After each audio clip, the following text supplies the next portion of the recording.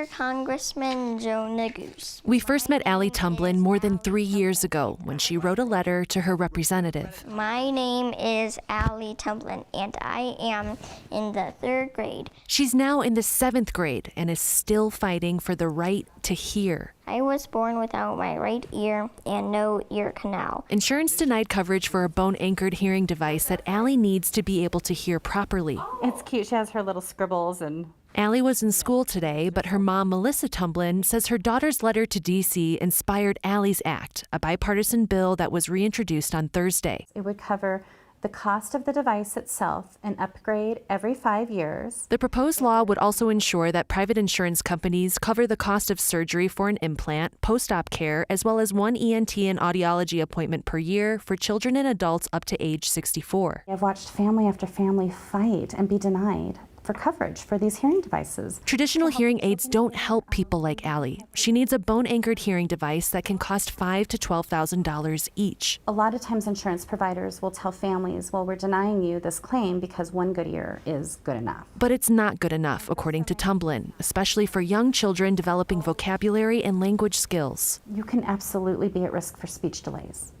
And so that was part of Allie's problem. Tumblin says at any moment, any of us could suffer hearing loss. And if passed by Congress, Allie's Act would be able to help. It helps them thrive in their communities. You want to be able to fully be able to participate, and these devices would allow that.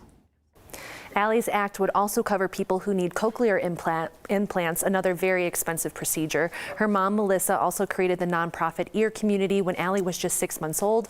They help people with congenital oral atresia, microtia, and other forms of hearing loss get hearing devices and support. Well, you know, these days bipartisan support doesn't happen often, but hopefully Allie's Act is one that brings everybody together to get this done. Definitely. It seems like it will, hopefully. Okay. All right, Courtney, thanks.